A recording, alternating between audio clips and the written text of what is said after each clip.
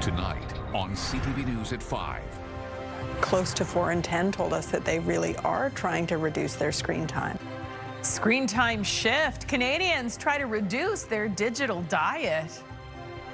Get to bottle, I get to sometimes help cook and stir. Primrose Preserves, the North Grove Community Center, gets a generous boost. As a German guy, opening an ice rink for Canadians is a weird thing.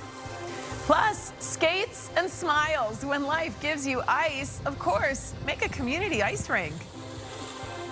A cold finish to the month of January, and then February looks like it will be off to a very snowy start for some. Live from the Maritimes News Center, this is CTV News at 5. Good evening. Happy Friday. Welcome to CTV News at 5. I'm Maria Penopalis. Thank you for joining us.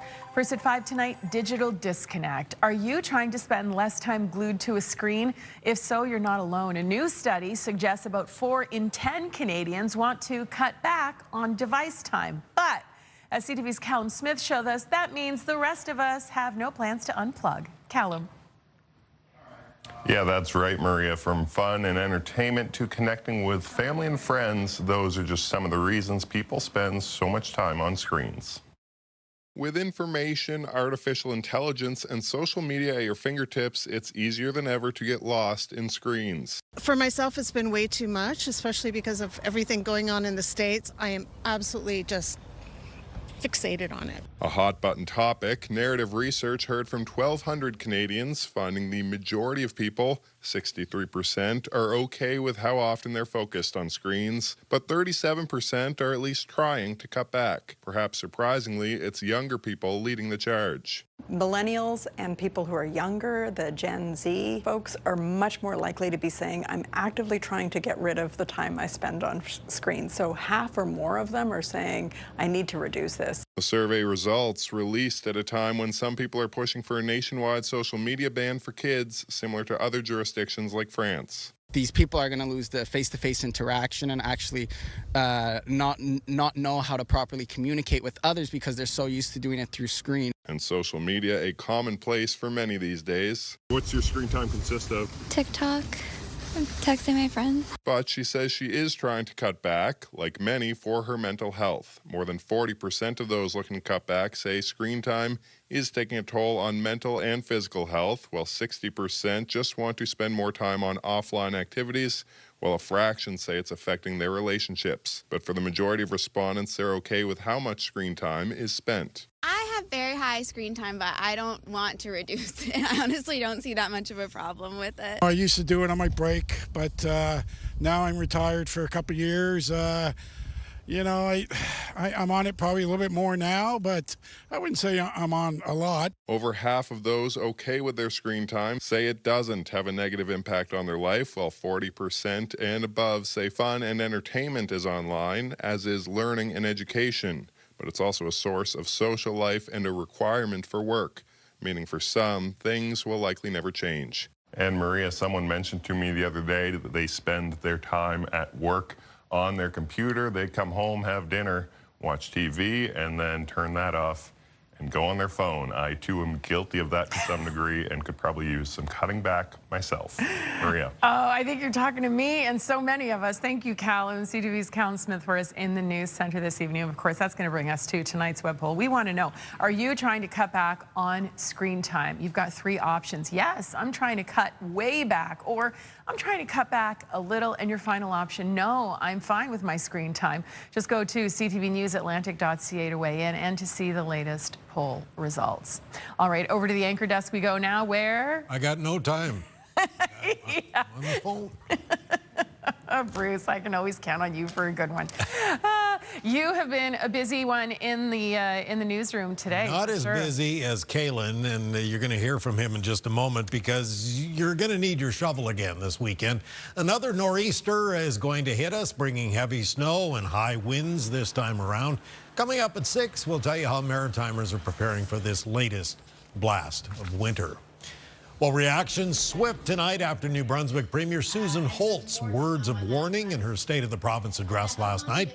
She told a crowd of about 1,000 business leaders that the province is in kind of tough financial situation right now, and difficult decisions are going to have to be made. CTV's Laura Brown has details and reaction tonight at 6.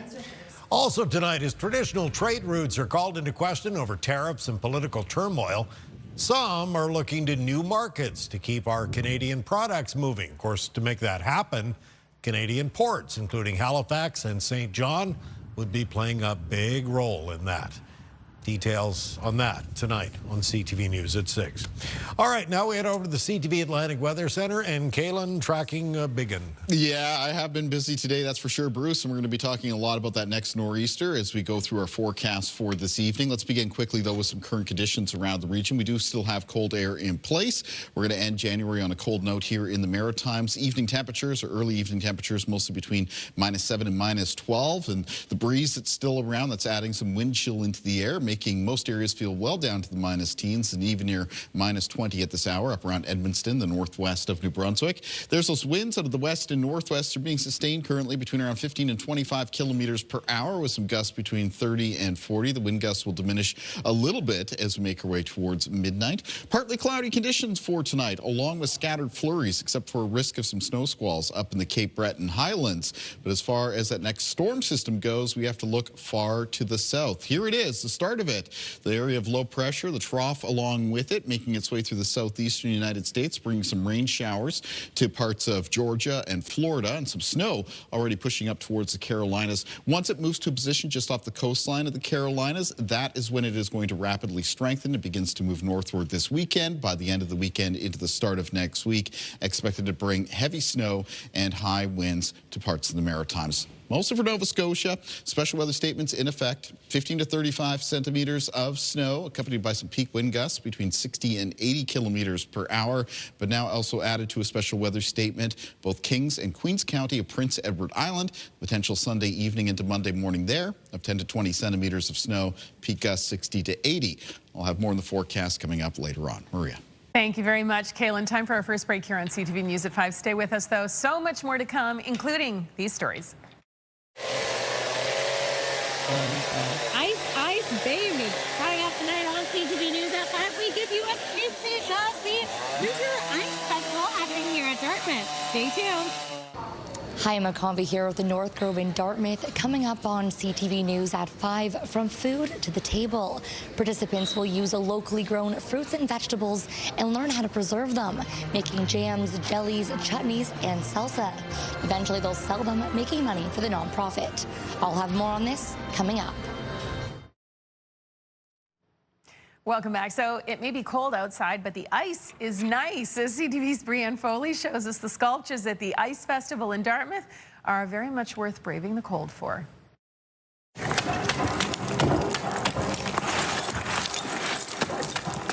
These are sculptures that you won't see anywhere else, and they're only here for a limited time, just as long as Mother Nature lets them sing. The largest ice carving festival in Atlantic Canada kicked off Friday morning.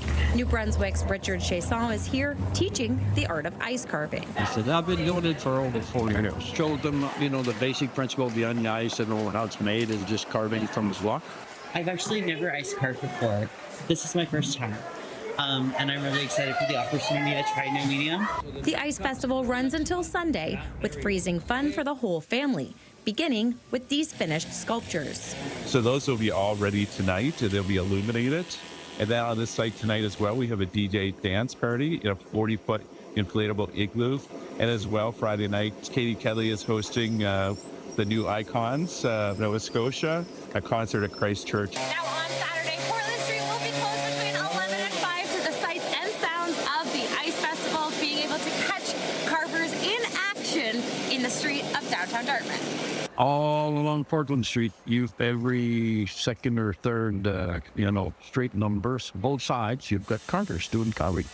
There'll be all kinds of activities for the family there. There would be a dance party on the street. And then we do the DJ dance party again Saturday night. For those in the community, this festival helps melt away the winter blues. It's a celebration of winter, as well. And we all want to get outdoors and enjoy the winter.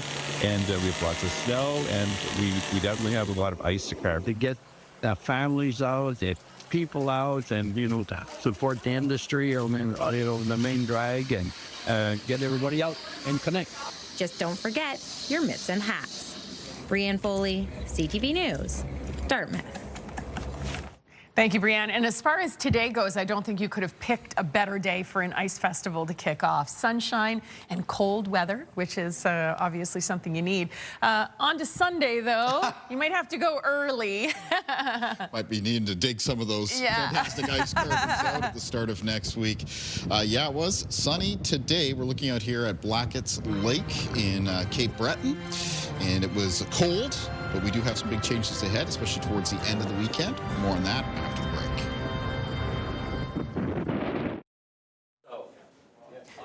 Forget storm chips. How about indulging in storm donuts this weekend, Kaylin? And for a great cause, of course, a limited edition Special Olympics donut is available at Tim Hortons right across the country, starting today until Sunday. So it's just a few days here. 100% of the proceeds from the donut sales will go directly to local Special Olympics community programs.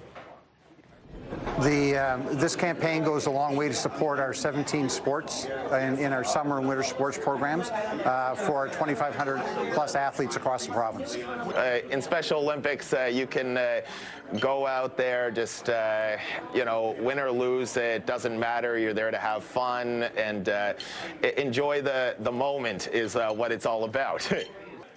Special Olympics Nova Scotia says their goal is to raise $100,000 in the province alone. And Kaylin, I know you're a big fan of donuts too. These are delicious, and we're quite popular around the newsroom today. Oh, I could use a storm donut. It'll fuel me through these winter forecasts because the only thing I've had going around in my head today has been potential snowfall amounts for this next weather system coming up. Yikes, there's so much. Yeah, it does look like it is going to be a winter wallop late Sunday into Monday for the province of Nova Scotia. Even eastern areas of Prince Edward Island can catch some heavy snow from this next one.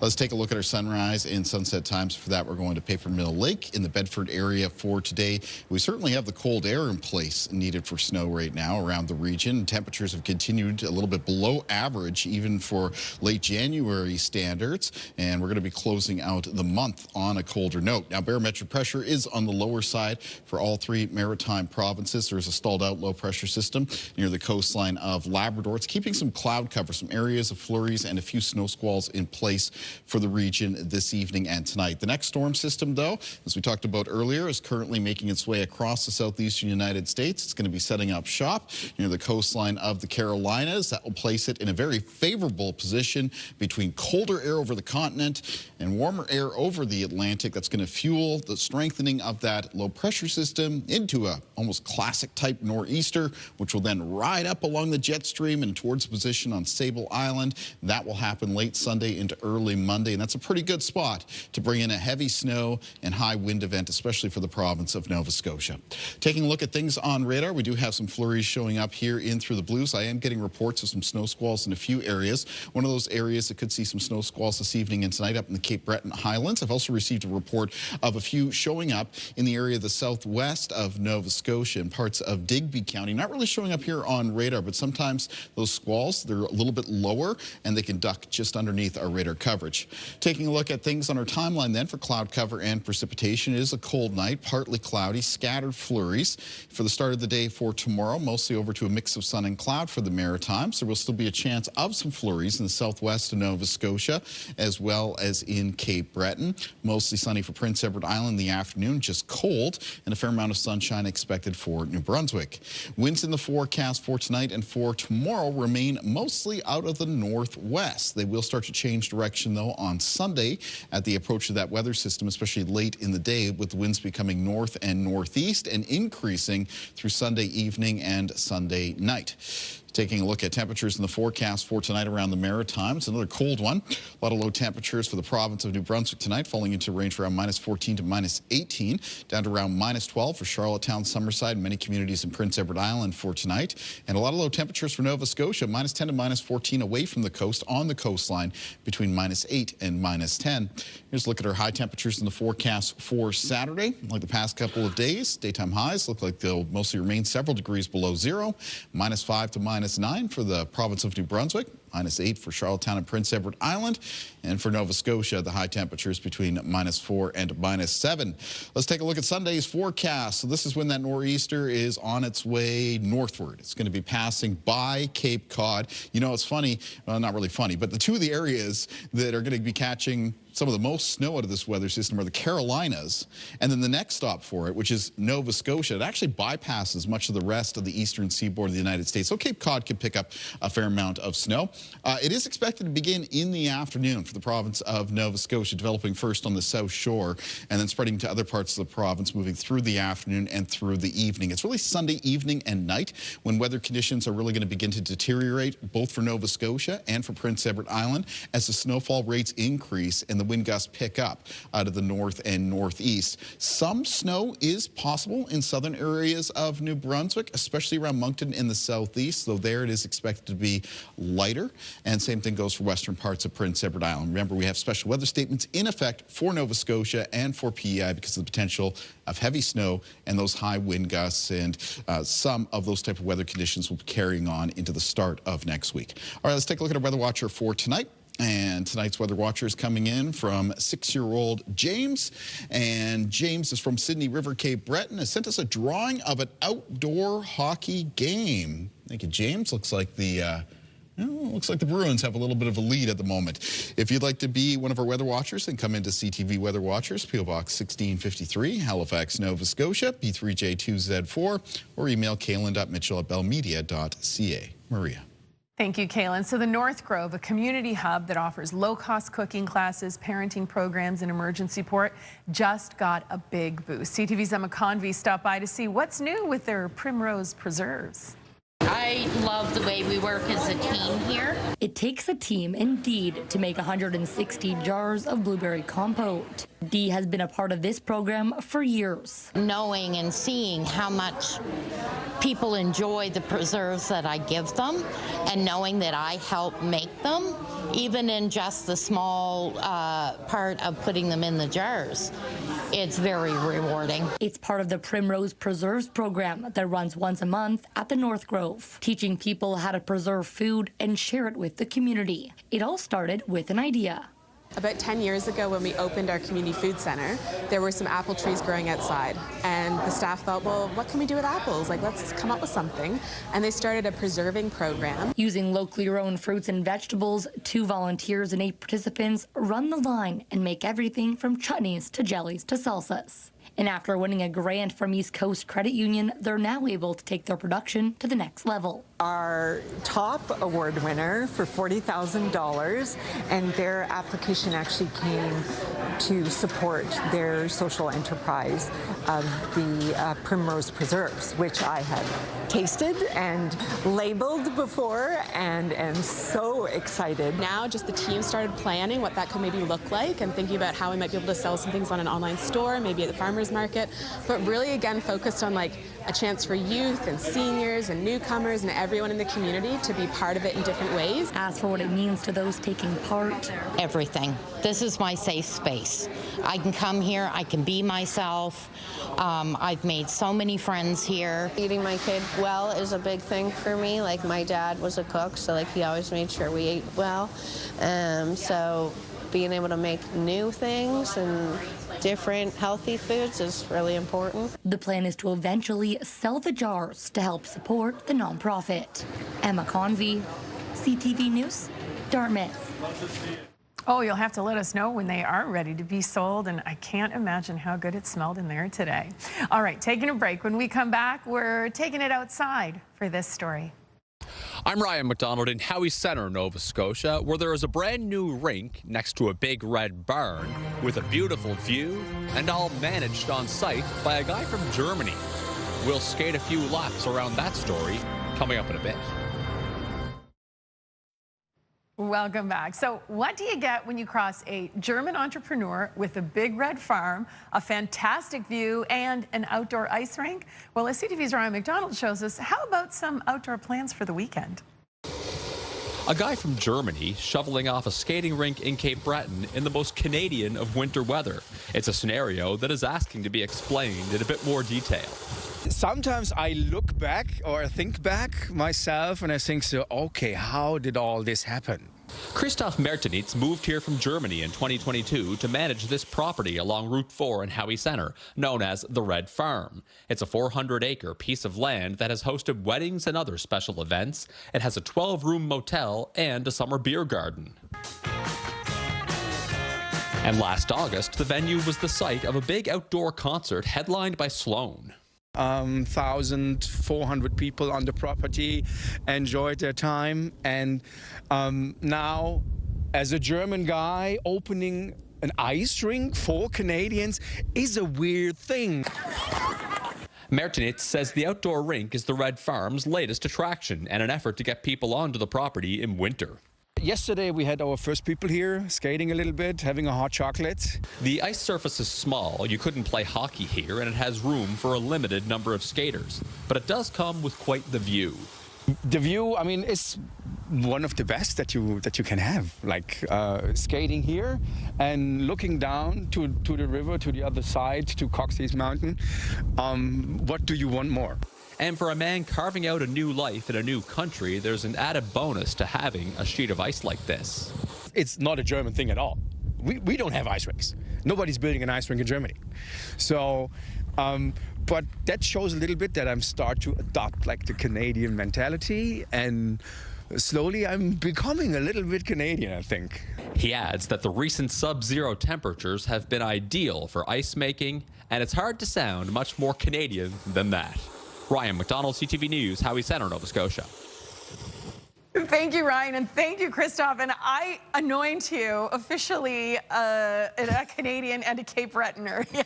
When life gives you Arctic temperatures, make ice rinks. That's right. That's what they do in Canada, for sure. Love that story, and I hope you have lots of people out there enjoying it before it gets covered by snow, probably on Sunday. I'm sure he'll be able to clear it off eventually. No but yeah, we do have some heavy snow coming up for parts of the Maritimes late Sunday into Monday, that next nor'easter. So I'm going to be talking about that more at 6, going over details of timing and potential snowfall amounts. Excellent. We'll see you and Bruce at 6 o'clock. I'll see you Monday. Have a great weekend, everyone. The national news is next.